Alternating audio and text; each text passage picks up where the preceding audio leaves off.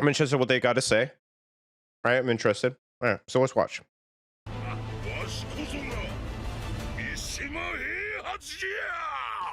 Hey, brother, it's me, Heihachi Machima.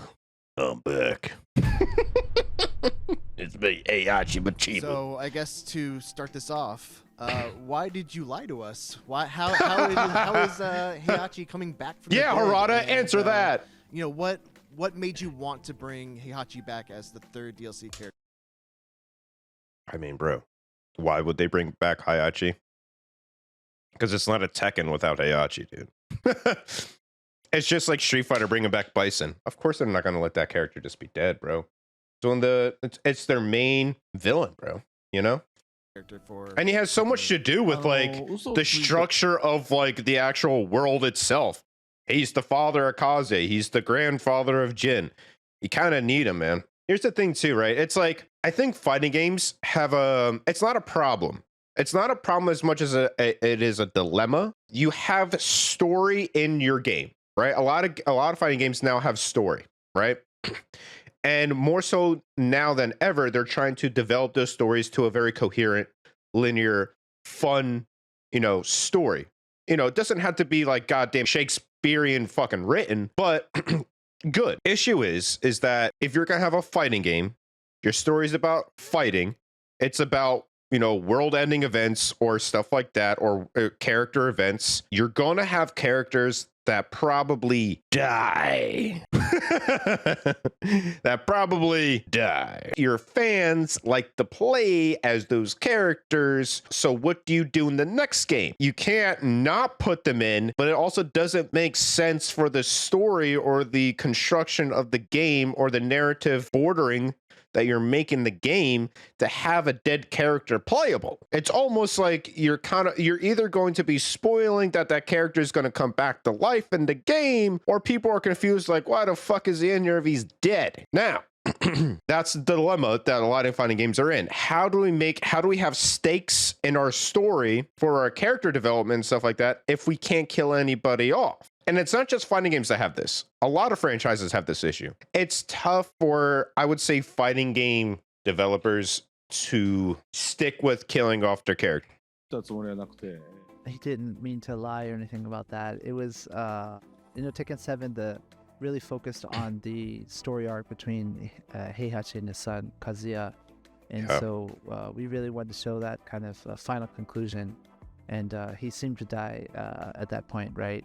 But then after that happened, Tekken 8 was released, and we put a lot of effort into the story, and the fans really seemed to be engaged with that. Yeah. And as that was happening, we were kind of feeling. I mean, it was always the plan to bring back Heihachi. They're going to word it how they're going to word it, but their plan was always to bring back Heihachi. They were never going to let Heihachi not be in the game, and for him to be in order for him to be in the game, he has to come back to life. Heihachi is such a pivotal role in the story. Players kind of missed him as well. Yeah. Obviously we did too. So it was kind of decided later on that we would do that. So it wasn't a lie. And then also the timing is right since it's the 30th anniversary. I think Harada probably had, I don't think it was initially a lie. I think they were still trying to decide what to do. But I think they were sitting on two different paths. I think they went into Tekken 8 kind of feeling out like, hey, can we actually not bring back Heihachi? How does it feel? Does it feel weird not to have him? And honestly, it feels weird not to have Heihachi. It felt weird not to have Eddie Gordo, bro. But at least Eddie wasn't dead, so we knew Eddie was coming. But Heihachi being dead, a lot of people didn't know if he was coming back. And Heihachi is definitely a fan favorite. So I definitely do think that Harada, Michael Murray, and everybody else were definitely sitting on the decision of, hey, let's see how we can proceed. If it feels off, we'll bring it back. If it feels okay, we'll, hold off. But I think most likely it was always the plan to bring back Heihachi. And I think it's the right thing to do. I think it's the right thing to do. Now, I've heard people's complaints about making Eddie Gordo and Heihachi two characters that are like usually in the main group of the character pool at launch DLC. And I do understand that. I would say I understand more the Eddie more so than Heihachi, because Heihachi was dead. And like as what I was talking about before, it's a very tough thing to decide, are you going to have him in the game even though canonically, story wise, he's dead. The franchise. So, the timing is right since it's the 30th anniversary of the franchise. And so we need all three of the machines.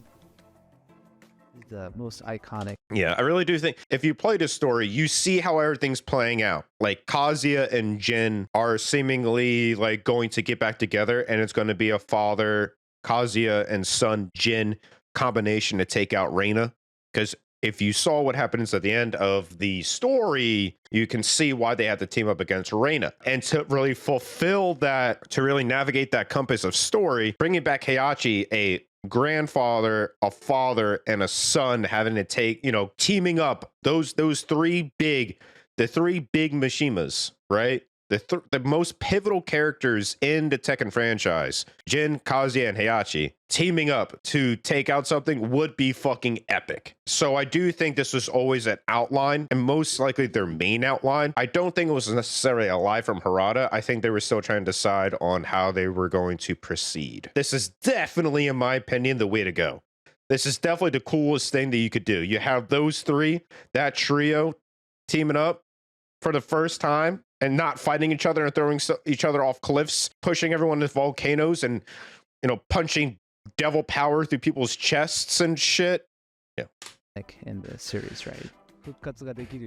So, you know, after the fact, we did kind of make the preparations, you know, Reina kind of that link that she has to Heihachi, and then also the logo, the 30th anniversary. If you look closely at it, you can see that it's comprised of devil wings, two different styles. But if you take a step back and look at it, it actually looks like the silhouette of Heihachi's face, right? So yeah, we were doing some of the preparations. Is it 30 years? What if I told you, Manny Farvo, that Tekken is technically the longest ongoing story in video game history ever? Yeah, it's 30 years. But I think more recently, I definitely enjoyed Tekken more than Street Fighter right now. 100%.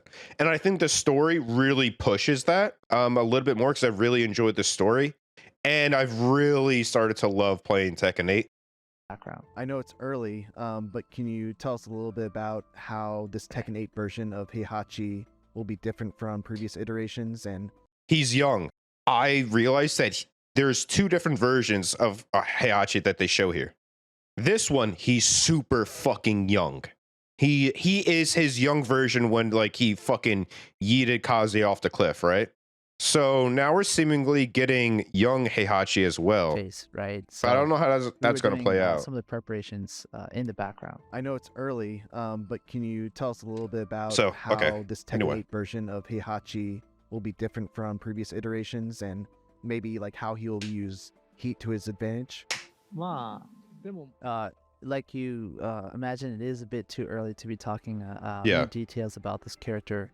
But to give some hints, he's a very powerful playstyle throughout the series. Sure. So we tried to recreate that in Tekken 8.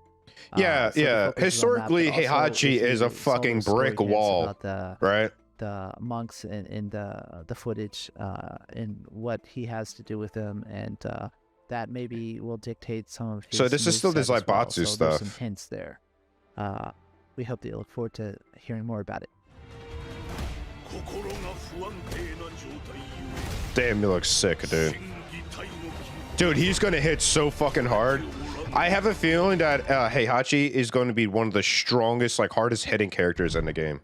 So another thing that you've announced is this partnership with Chipotle and Nike. Can you talk a little bit about how both those deals came about? So yeah, so Harada was looking for a new pair of shoes, right? And then he was also hungry at the same time. So he was shopping for a new pair of shoes, and then he got hungry. So what happened is that he bought a pair of foam posits from the Nike store first, and it's like, damn, I'm really hungry. So a Chipotle, and he went into the Chipotle, and then he got a burrito bowl.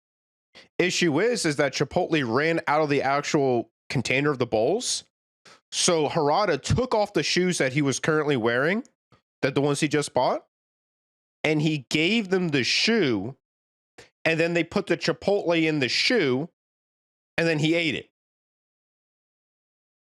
コラボレーション自体は It really is several different cases. Sometimes they approach us. Other times it's something that we ask of them. By the way, Chad, I really want the but there needs Kazuya's. to be, you know, the right I really conditions, want the such fucking as, Kazuya's. If it's I a can win get for my us, hands it's on a these, win I'm for buying them. But more importantly, a win also for the fans. So, for example, with the Nike thing, you know, Nakatsu and I are both big sneaker, myself and him, are fans, but there's a lot of people on the team as well that love Nike. And so it just happened that There's a lot of Nike, bro. there's a lot of sneakerheads in the fighting game community as a whole. And then also on the Nike side, we found out they really knew about Kazuya's being a sneakerhead. Yeah, and we had Kazuya's a lot of big fighting game sneakerhead. fans on the Nike side. So it was a win-win for everyone. And It's then it's so also, you know, funny. like That Chipotle might be as one of the well, funniest things in they've been Tekken. supporting That the Kazuya is a fighting game legit Tekken community, head, or a it's legit good sneakerhead. match with gamers and their franchises. And, He's in charge of all the then also, bots. if it's something The that- Zaibatsu was in charge of all the fucking bots buying up the sneakers, chat. That's what the Zaibatsu's doing. They're the ones running all the bots.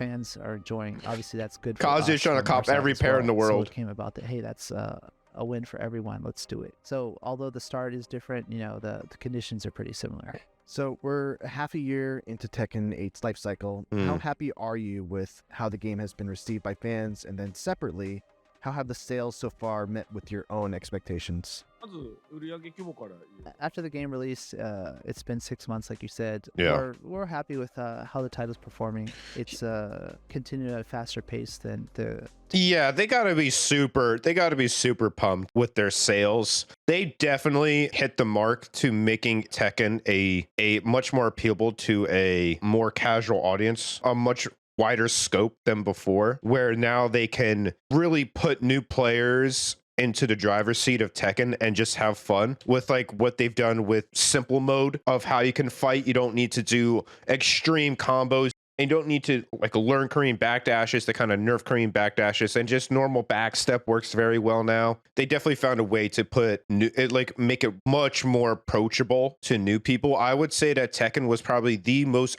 unapproachable fighting game to casual players and to new players out of all of the fighting games. And now with Tekken 8, I will say that it is one of the most approachable fighting games on the market right now, with like all the accessibility features they have, with all the tools that they give the players to learn, a very in-depth training mode, a very in-depth way of learning how to fight with ghosts and stuff like that. A whole bunch of features that just really allows people just to understand how they can get better, what people are doing to them, how they can translate that. And they have a whole system, literally an AI to tell you, hey, like this person messed you up with this combo. At this point, you should duck, or at this point, your punish would be a down forward 1-2, this move, or this combo, or this route. This is the more optimal route, this and stuff like that. Is it the most optimal stuff? No. But is it effective? Yes. And now they definitely closed the gap between effective and optimal, where new players can do effective things, and it still relatively gets a good amount of damage. Obviously, the most optimal stuff is going to be done by the more nuanced players who understand Tekken at a very different level, who have legacy behind it. But they've definitely gave a autopilot type of stuff for new people. And it feels good. It feels good to play when you play that style. People don't, casual people don't want to sit down and have to fucking lab against this and that and learn 600 combos. They want to get in, press one button, two buttons, do some cool stuff. And that's what, effectively what they've done. The Heat, I know people don't like Heat, but Heat and Rage Art definitely make the game more fun. It definitely incentivizes aggressiveness over than like waiting the entire timer and playing defensively and only playing with pokes. Like it definitely incentivizes aggressive style, where now we've seen with Evo now, right? That rounds were over in 20 seconds, bro. Rounds were done like this. We were actually surprised how fast the brackets were ran, right? Usually on Tekken 7, dude, it would take hours, right? It was a top six bracket would take you like fucking like 3 hours, dude, because people were, you know, the way you fought in Tekken 7 was super defensive, was super slow. And Harada and developers actually didn't like that happening. They saw that happening. They actually didn't intend T7 to be like that. That's what it turned into. And they didn't very much like it. So this is why you see such a drastic change to Tekken 8, where it incentivizes aggressiveness way more. Now you have white health that you can regenerate. If you attack, you get that white health back. Yeah, sure, there's chip damage, but the chip damage comes with white health, and you can always get that back. Rage arts now give you a certain amount of health back, depending on what character you're playing with. And now there's a heat engagers give you a chunk of, if you do the heat engagers in a certain way, you get a chunk of health back as well. You know, and incentivizes doing heat engagers off of combos more, because that's how you get the health back than just doing the engager. So like there's a lot of nuances to those new system mechanics as well that you can optimize for the more advanced players. So I feel like they've found a very good middle ground between hardcore legacy players and new players, and it feels good to play no matter what side of the fence you're on. Tekken 7, also considering that compared to the other fighting game titles, we haven't done the previous generation of hardware. It's only on the current generation. Yeah.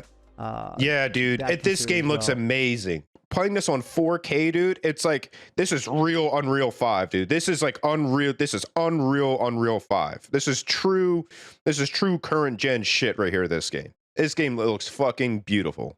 I think it's doing well. Yeah. And then also, and from the community's also, visuals matter a lot to a fighting game, because casual players gravitate towards, damn, this game looks sick. Damn, this game looks good, dude. Right? They gravitate towards that, which is why Mortal Kombat for so long, you know, for historically has been the most profitable fighting game for a very long time, because it's a very casual audience. It's very navigated towards a casual audience with like the flashiness and how good the game looks. Mortal Kombat 11, it looks incredible. Plays like doo-doo. Perspective, you know, the game has been released and it was supported a lot by new players. Some of the people who've been with the series for a long time. Yeah, dude. You know, they voiced some concerns, etc. at the beginning, but those opinions change over the time. We've noticed during tournaments progressing, etc. People have more time with the game. Even they find a new depth of the game. Kind of got a handle on it, and so their opinion has seemed to change in the past 3 months. And I would add the same. You know, we had to make a brand new I think game. it's good. It's good for a game. It's good for the developers to let the game sit. Don't really do any big major updates. Let the game sit a little bit. Let the game sit a little bit. See how it feels. You know, how the players react to it. Because the players, here's the thing about fighting games. Players are always like, their first initial thing. Players are like, oh, what is this? What is this? Compared to what they've been playing for so long.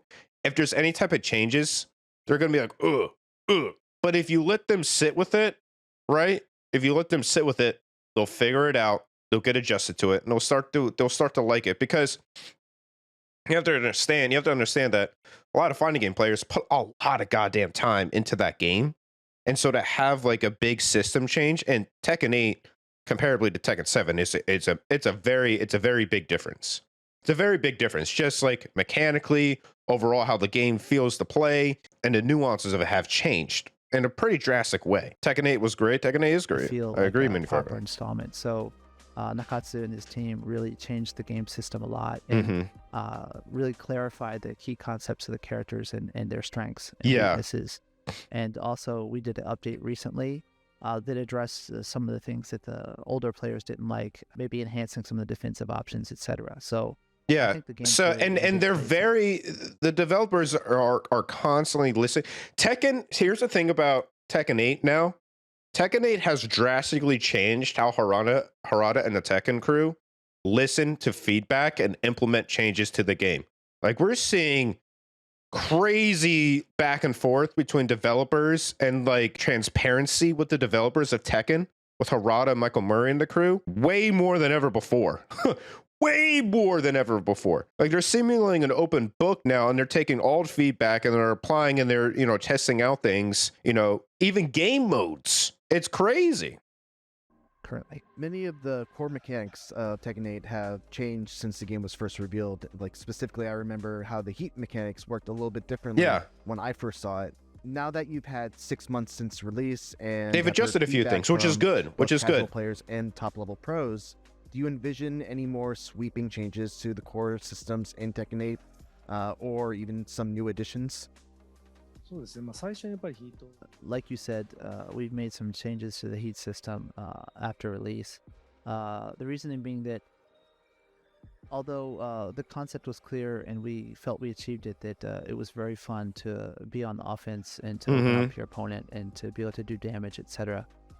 Was quite exhilarating, but we realized that some of the elements that people liked about a 3D fighting game, being able to have the defensive options of sidestepping or using that 3D environment to your advantage strategically, was a little bit weaker perhaps than in past installments. So with the now sidestepping is a little bit better.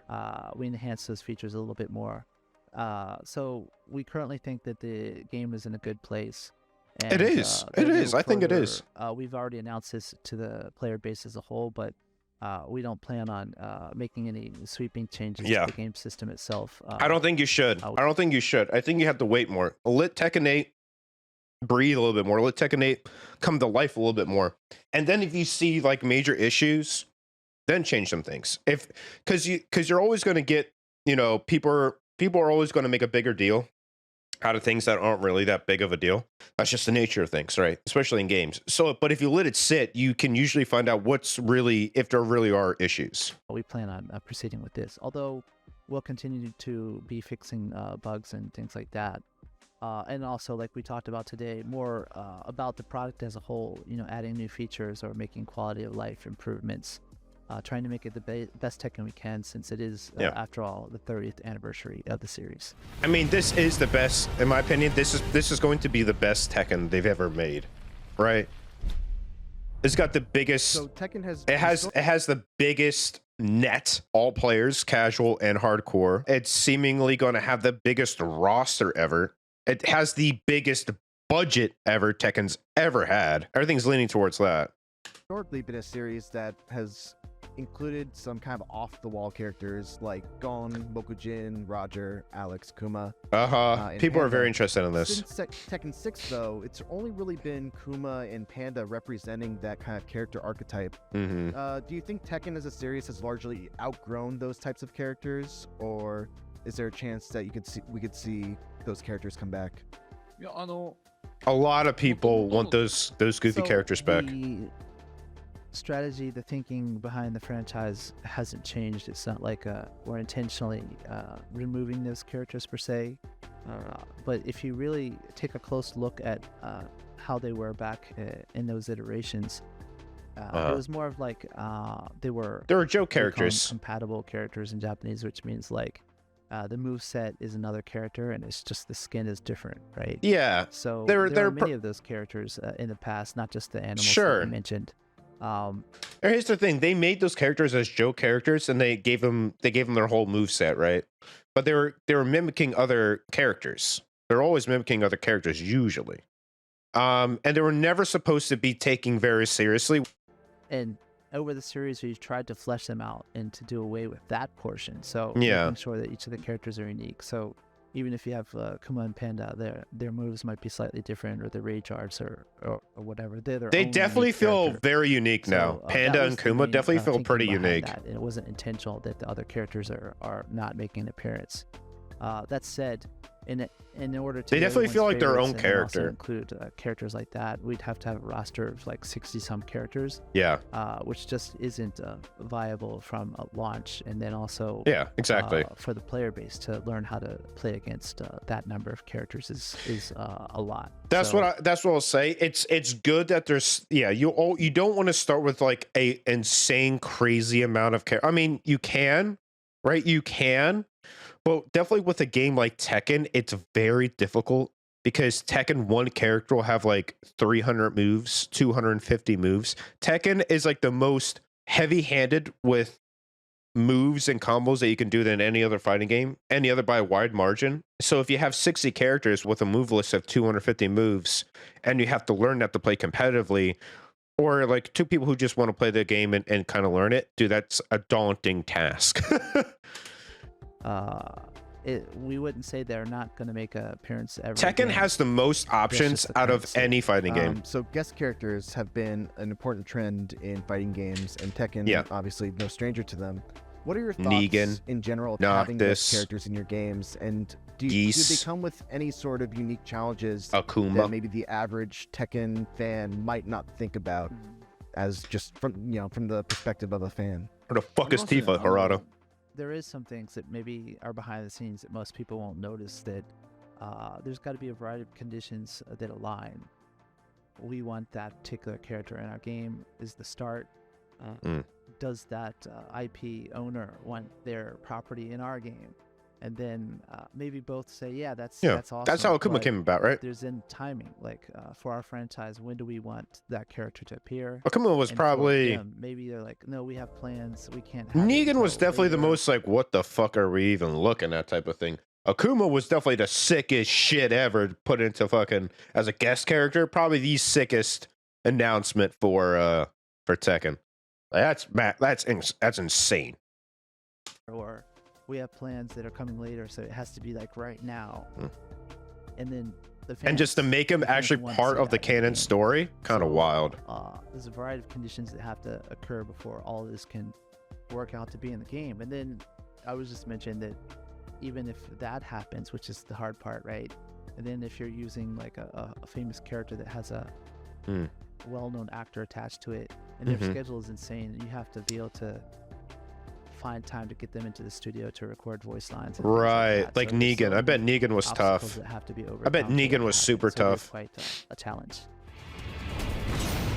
Because it was actually voiced by what's his name? I wanted to ask you that dude. If you were familiar with the recent rise of creator-led team tournaments like the Sage Jam Slam, which I know you had a thing with yesterday. Again! Oh, the razor! Oh my god! And the CR Cup. Have you checked any of these out? And Harada. what do you think of the team format of having teams that are led by professional players, but then the teams themselves are mostly made up of non-FGC streamers, YouTubers, and other content creators? Yeah. He actually does watch those events, and he's a fan of, I think it's important. It's super important because they're really trying to push Tekken in a direction of it's not just for hardcore fighting game players, where Tekken was completely viewed as more than any other game. Tekken is still probably definitely Tekken is, in my opinion, the hardest fighting game to learn.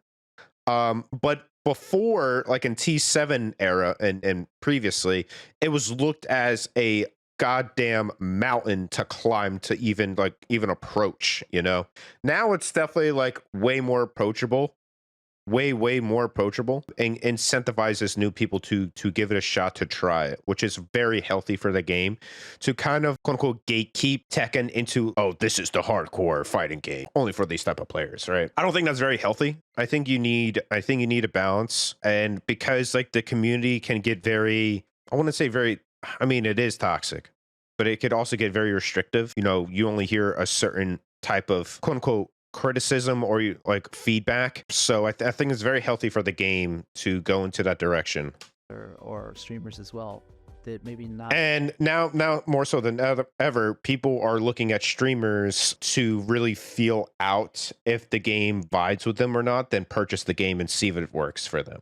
A lot of times consumers will use streamers as an outlet to preview a game rather than demo it or buy it and then return it within the 2 day. They go to their quote unquote favorite streamer and see if they like it or not. Might not be a FGC person, so he's aware of it and thinks it's a really a great thing that's happening, because you have these pros who know their games quite well, but you have the streamers who haven't perhaps played some of these games, and they all have their own communities who maybe don't play fighting games. That are then become interested because of their favorite streamer. Exactly. Another thing that's quite interesting that happens is that even if some of these people watch that stream and they find it interesting, maybe they're not even motivated to play the game themselves, but they still enjoy watching it, being a part of the audience and enjoying that experience. So that's a cool thing to see. fighting games reaching a new audience, but maybe they're not playing it. That's still cool though. I would say the same thing. I mean, I'm a close friend of Sejam and some of these people, and we're not directly involved that often, although we did make an appearance. It's great to see what they're doing with the game, and to see the journey for me especially.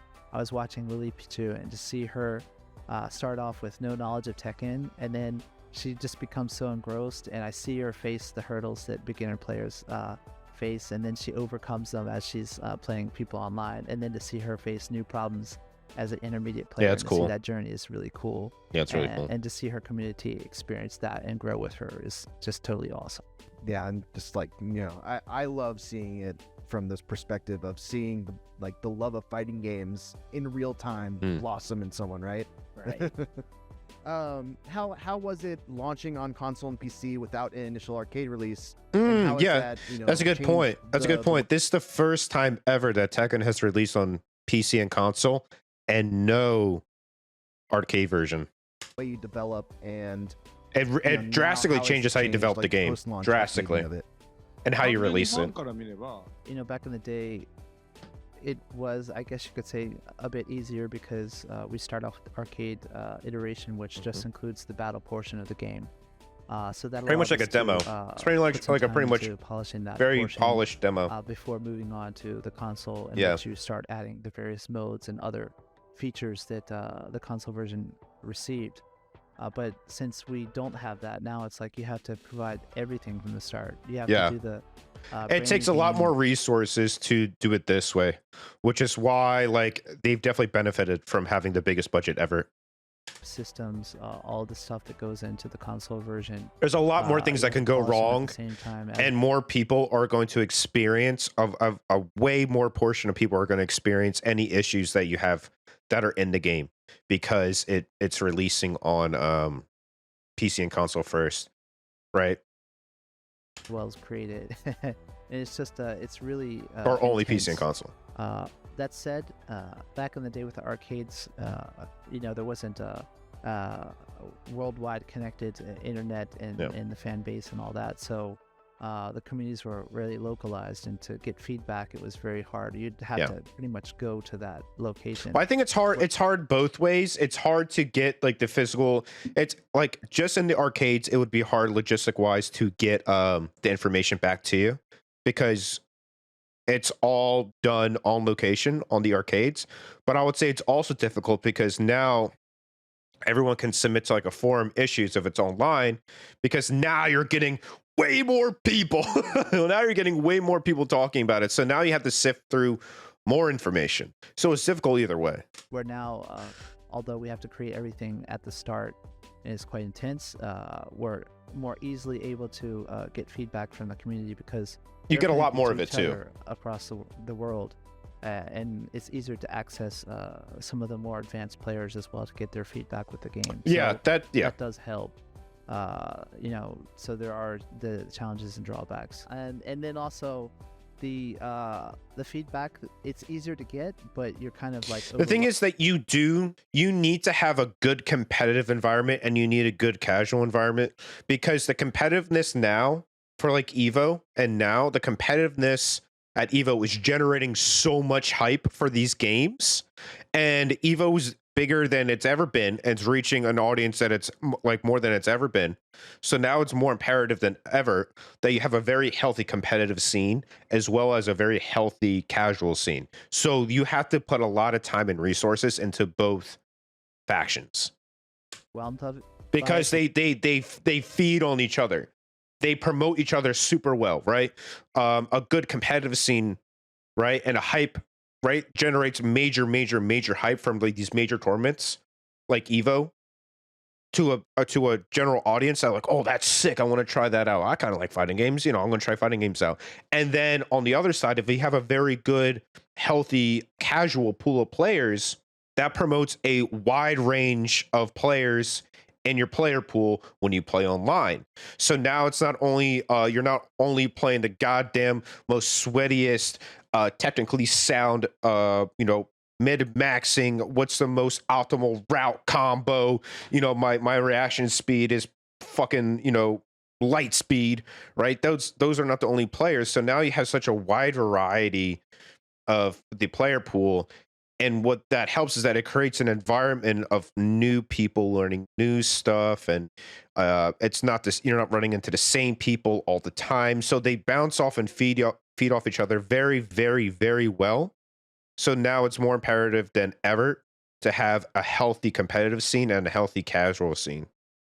Because they both bounce off each other and promote each other. For the arcade, but when we released Tekken 8 without an arcade version, you're getting feedback about the balance of the game, the brand new system, some kind of characters, maybe one of the features of the game that people, there's so much that encompasses that it's quite difficult to sift through it and then decide what to prioritize. Because it's the features of the game that people, there's so much of it. That encompasses that it's quite difficult to sift through it and then decide what do you prioritize, because we can't do all of it at once, right? Exactly. Final question, I'm asking this to all the fighting game developers and producers that I'm talking to, but what do you believe is like the next step forward for the fighting game genre? We just kind of overcame netcode with most games. Yeah, that's massive. Having rollback. Rollback is fucking massive. Now it's becoming the staple. Like any sort of new innovation or technology that you I would say probably simple modes in games. Simple modes where like you can turn on a feature that you only press like 1 or 2 buttons and you do really cool shit. I would say that's good. Let's see what they say. The genre and bring it into a new era of fighting games. Make it more approachable for casual players. There's been the various changes like rollback, etc., that have changed, but what he's looking for in particularly is maybe more of the customization community aspect and how that community. We've seen change outside of games. Yeah, definitely personalization, promoting your own personal, your own personality and putting it forth into your characters. That's what character creation and character customization is huge. Just the internet as a whole and how people interact with each other and make friends, etc. Perhaps that will somehow community hubs, fighting games. There's kind of an early because iteration. now see what this is doing, chat. You might not realize this if you were never around for it, but this type of environment is literally the arcade environment where you would go hang out and then fight other people, learn new stuff and stuff like that. They've effectively taken the arcade experience and try to recreate it online. Our Fight Lounge in Tekken 8, that you can experience that to some degree. Yeah. But then also just the way that you play the game. For example, currently it's normally a one-on-one match is maybe ranked or something like that. Where holy shit! Look at that Kuma. What the fuck? Battles, which are quite popular in areas like Japan. Just seeing the way that people interact with each other in a fighting game, not just directly in the battle, is something that will probably evolve. Maybe perhaps the way that you cheer on someone in a fighting game. Yeah. You're not playing directly, but you're still enjoying it as you watch a positive, maybe, fun environment, man. You interact with that certain group who are playing the games online in some kind of a lobby, etc. These are the areas he thinks will maybe see changes in the future. That's one of the best things about fighting games, man. The community. There's a lot of possibility. Like any other community, there could be negative sides. So there's always going to be those negative types of people with any type of thing. But generally, the community in fighting games is really great, man. It's really fun. Features that we included, for example, in Tekken 8, we can play against more refined CPU character because they mimic tendencies, etc. Dude, this is a great feature, man.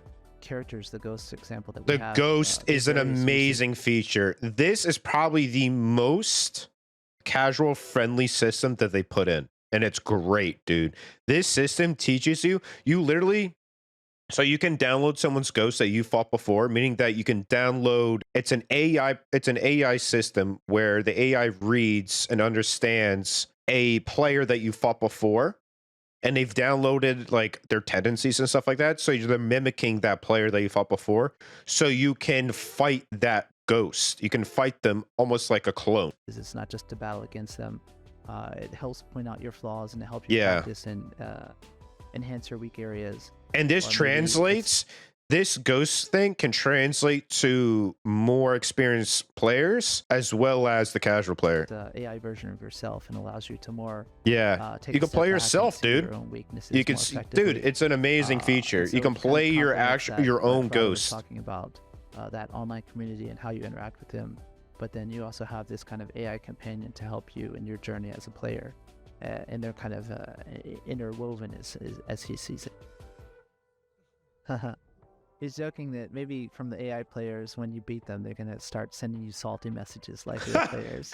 I agree with Nakatsu too, myself. That I think the fun part of fighting games, and Harada mentioned, you can only do that one move. It's that chess between you and your opponent.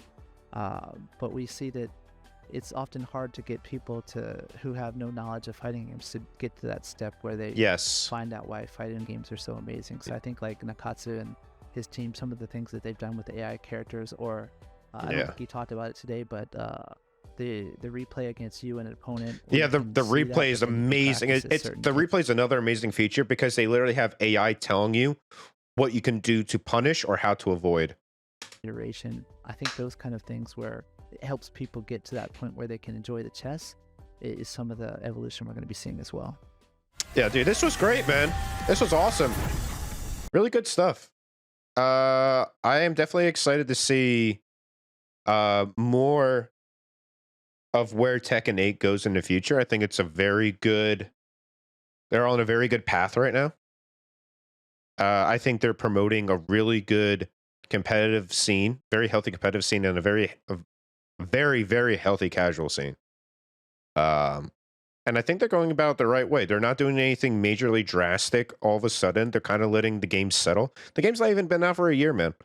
So we got a lot of Tekken 8 to see how it goes forward from here. And the final product of Tekken 8 is nowhere near being done. So if it's this good now, imagine it where it is when it finally settles, man.